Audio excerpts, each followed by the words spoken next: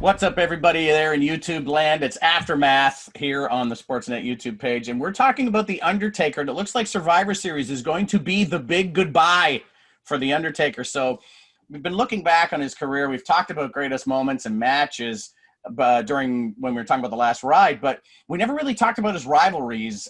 Some of our favorite rivalries. There's a huge list. Because he's been there for so long: Orton, Michaels, Kane, Steve Austin, Edge, Lesnar, Mankind. Huge long list. What was your favorite? Not necessarily the biggest match or the greatest wrestler, but just one you always enjoyed that meant something to you, that resonated with you for some reason. Jimmy, I'll get started with you. You were there forever. Wow. Where do I begin? Like, from a personal standpoint, obviously, his rivalry with Edge that culminated at WrestleMania was a big one, especially for me personally. But I was also there for the ones with Batista, because I think his rivalry with Batista elevated Batista to that next level. I mean, obviously, you look at the one with Brock he had, and Brock being the one to end the streak at WrestleMania. Still, Brock was already there. Do you know what I mean? But the way he elevated Batista, I think was amazing. And you could go down the list. I mean, you named a bunch of them. Any one of them could be on the top of the list. But if I can really quickly too, also mention that rivalry he had with Shawn Michaels, culminating in those two WrestleMania matches, which were amazing. The list goes on and on. Kevin, what about you? I was actually going to mention Shawn Michaels. Shawn Michaels for me is my favorite Undertaker rivalry, if only because one of the first matches that really, really resonated with me was Bad Blood in Your House, October '97, that Hell in the Cell match.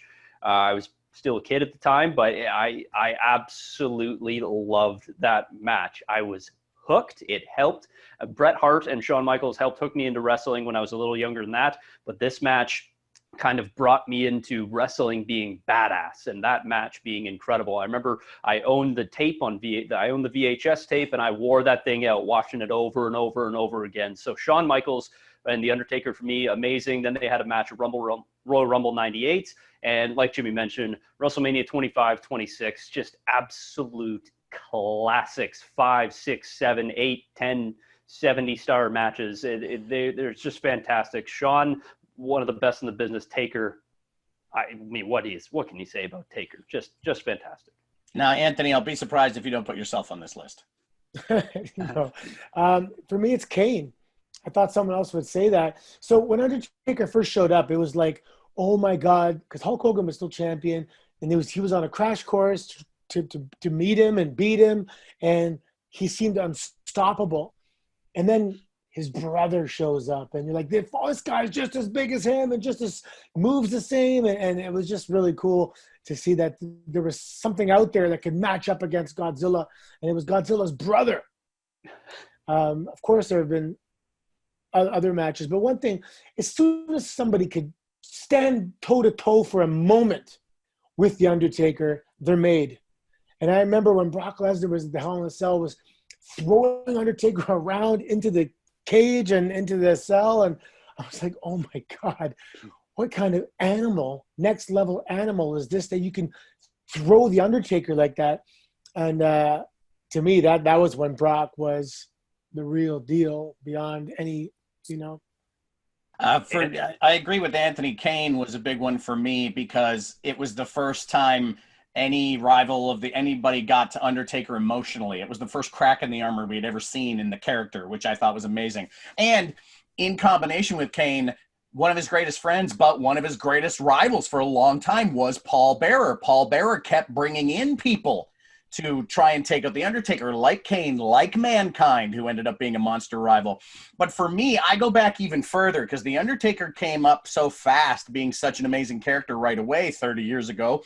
But as soon as Anthony said it, as soon as you went toe-to-toe with The Undertaker, you were somebody. And I distinctly remember, Jake the Snake Roberts in The Undertaker and The Ultimate Warrior in The Undertaker. But for me, one of the ones, I don't know why, this is the one that resonates with me so much, but when Mabel won King of the Ring and then went up against The Undertaker and broke his face with a leg drop, and he came back with the little mask on his face, for some reason I was like, Mabel's going to the main event. Like, I thought forever Mabel in a tag team, and then Mabel becoming king, and then Mabel fighting The Undertaker. That guy dwarfed The Undertaker, and it was one of the first times The Undertaker ever fought anybody bigger than him.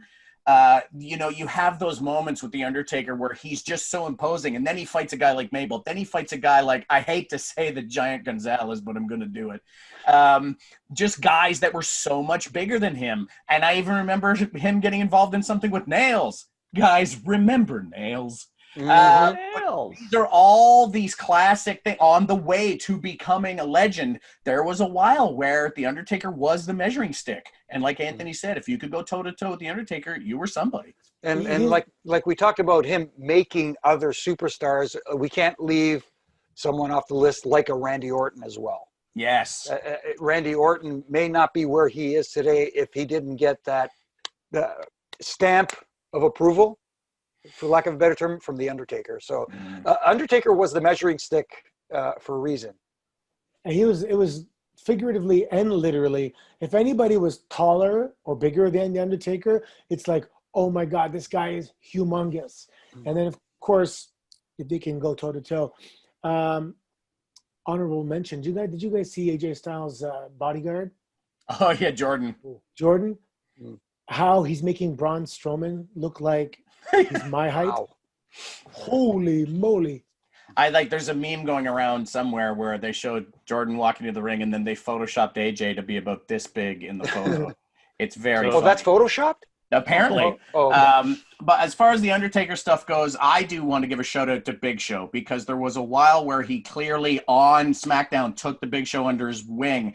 They became tag team champions. They fought each other. That was a huge thing and a huge learning curve for the Big Show as well. And Mark Henry. You got to throw Mark Henry in there. Oh, Mark Henry, yes. I loved the storyline. I think it was in the late '90s Attitude Era when Taker was in the Ministry of Darkness and he was taking Big Show under his wing, and he would just send Big Show to do tag team matches by himself while Taker would do commentary. And I remember absolutely loving that. It sold to me, being younger, the fact that Undertaker thinks that the Big Show can be something. And as a viewer, I respected the hell out of Undertaker already. So I said, if Undertaker thinks the Big Show could be something, I think the Big Show could be something. So incredible.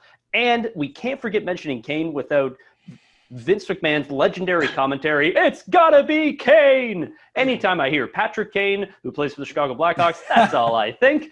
It's gotta be Kane. Every time he scores a goal, that guy should have that come out over the speakers. And Roddy Piper, too, chiming in as well. But anyway. Get a load of that ham hock. Yeah. Guys, let us know your favorite Undertaker rivalry on Twitter. Use the hashtag AskAftermath. Send us all your questions, your recipes, your special advice, how you mow your lawn. Crisscross, back and forth, you let us know. And we'll come back because we've got trivia time with Kevin, and I have a feeling these questions are going to be very difficult.